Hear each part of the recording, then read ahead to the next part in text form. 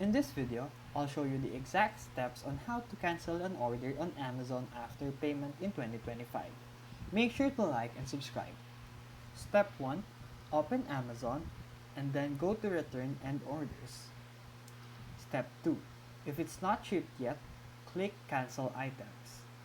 Step 3. Select the items, choose a reason, and hit Cancel Checked Items. Step 4.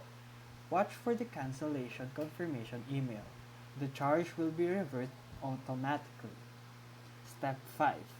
If the order already shipped, click Request Cancellation if available, or wait for delivery and use return or replace items. Step 6. For third-party sellers, message the seller from the order page and approval may be required. Step 7. Check your payment method for refunds. Timing varies by bank. Now you can cancel Amazon orders even after paying, when eligible. If this video helped you, feel free to like and subscribe for more videos. Thank you for watching.